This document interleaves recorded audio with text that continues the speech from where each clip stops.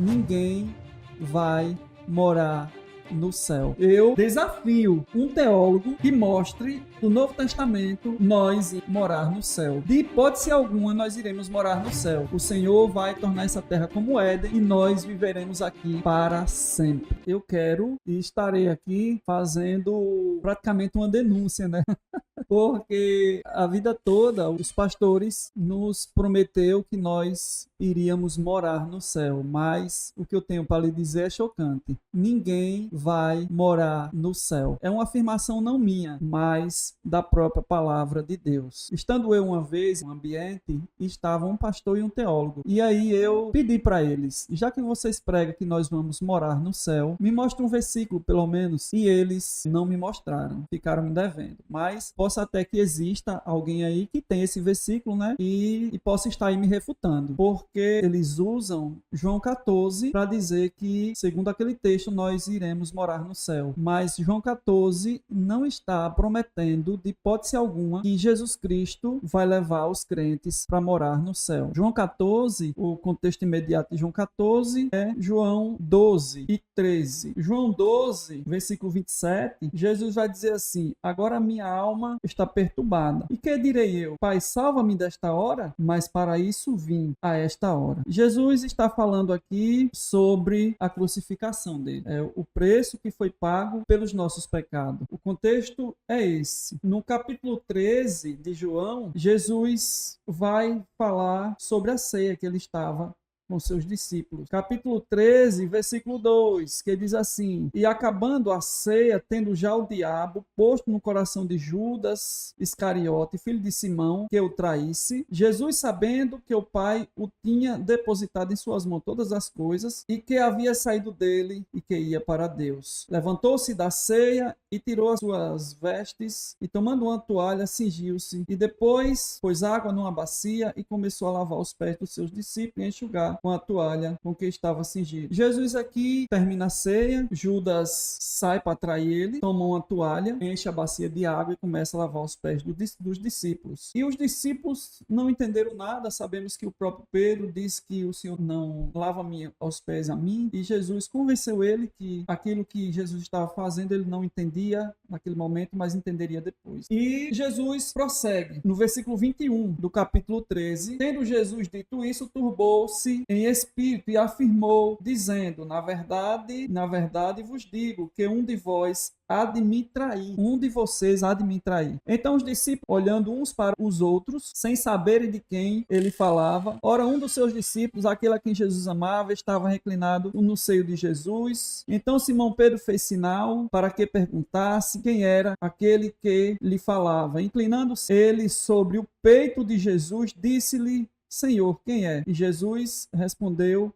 aquele a quem eu dei o bocado molhado. E molhando o bocado, deu a Judas Iscariote, filho de Simão. Após o bocado entrou nele Satanás. E disse, pois, Jesus: o que fazes, faze-o depressa. Imagine aqui o cenário, a aflição dos discípulos, porque eles não sabiam do que estava acontecendo, exceto João, que reclinou no peito de Jesus e perguntou. E Jesus disse: aquele a quem eu dei o bocado molhado. E aí, quando Jesus deu o bocado molhado, Judas logo saiu e foi buscar a tropa do sumo sacerdote, né? Nós sabemos aí do final de tudo isso. E aí, Pedro, no versículo 36 do capítulo 13, disse-lhe Simão Pedro: Senhor, para onde vais? Jesus respondeu: para onde eu vou, não podeis agora seguir-me, mas depois me seguirá. Disse-lhe Pedro: porque não posso seguir-te agora, por ti darei a minha vida. E aí nós sabemos que Pedro nega, né? Mas aqui o clima está tenso. No capítulo 14, começa: não se turbe o vosso coração, credes em Deus, credes também em mim. Na casa do meu pai há muitas moradas, se não fosse assim, eu vou teria dito, pois vou preparar-vos lugar. E se eu for e vos preparar lugar, virei outra vez e vos levarei para mim mesmo, para que onde eu estiver, estejais vós também. É aqui esse texto que usam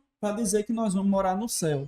Mas eu já li esse texto muitas vezes e não achei em nenhum lugar o céu, porque eles acham que a casa de meu pai, aqui no texto, é o céu. Só que a casa do pai, no Antigo Testamento, era tida como o templo que ficava lá no Monte Moriá, em Jerusalém. Mas quando passa o Velho Testamento, que aqui Jesus ainda está no Velho Testamento, né? Muitos dizem que aqui é Novo Testamento, mas não se atenta para um detalhe. O Novo Testamento só começa no sangue, porque sem morte não há mudança do testamento, certo? Então, nos enganaram também em relação a dizer que o Novo Testamento começa depois de Malaquias, porque Jesus nasceu sobre a lei e cumpriu toda a lei. Então, nós estávamos aqui na lei de Moisés ainda, né? Não era Novo Testamento. Novo Testamento é quando ele vai dizer: este é o Novo Testamento no meu sangue. Então, antes do sangue, era Velho Testamento. Outro engano também que nós vivemos a vida toda. E aqui, depois da morte de Jesus, a casa do Pai não é mais o templo de Jerusalém. A casa do Pai passa a ser o corpo do próprio Jesus, porque ele mesmo deixa claro em Marcos 14:58, em João 2:19, que ele disse que destruiria aquela casa, de onde ele mesmo disse que era a casa do meu Pai. O próprio Jesus, na purificação do templo, ele disse: não façais da casa do meu Pai lugar de negócio, porque será chamada por todas as nações casa de oração.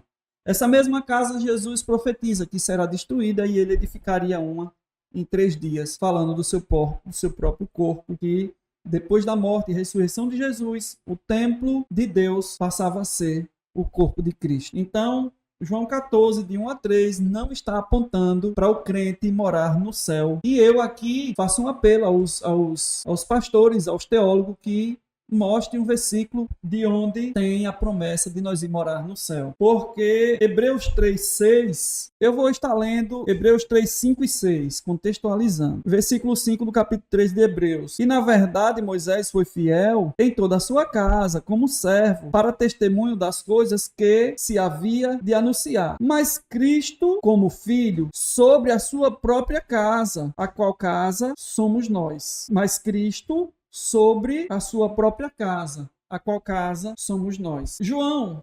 14:23, no mesmo texto, voltando para lá, Jesus vai dizer assim: e Jesus respondendo disse-lhe: se alguém me ama, guardará a minha palavra, e o meu Pai o amará, e viremos para ele, e faremos nele morada. Jesus disse: se alguém me ama, guardará a minha palavra, e o meu Pai o amará, e viremos para ele, e faremos nele morada. Morada de Cristo e do Pai, no Novo Testamento, está se voltando para o corpo de Cristo, representado aqui pela igreja. Mas nós também sabemos que está escrito que toda a plenitude da divindade habita corporalmente em Cristo. E não tem templo mais no Novo Testamento físico, e em lugar nenhum no Novo Testamento tem esse termo casa de meu Pai apontando para o céu. Em lugar nenhum. Muito menos em João 14. Então, no resumo, fomos enganados. Porque Deus anuncia o fim pelo princípio. E quando Deus fez o homem no seu estado perfeito, ele não levou para o céu. Ele fez os céus e a terra e colocou o homem na terra. Como está escrito no Salmo 115. Os céus são os céus do Senhor, mas a terra ele fez e deu aos filhos dos homens. Como está escrito em Mateus 5:5. Ele disse que os mansos herdarão a terra e não o céu. Porque os céus são os céus do Senhor e a terra ele fez e deu os filhos dos homens. Então eu volto de novo a dizer, eu desafio um teólogo que mostre dentro do Novo Testamento nós indo morar no céu, exceto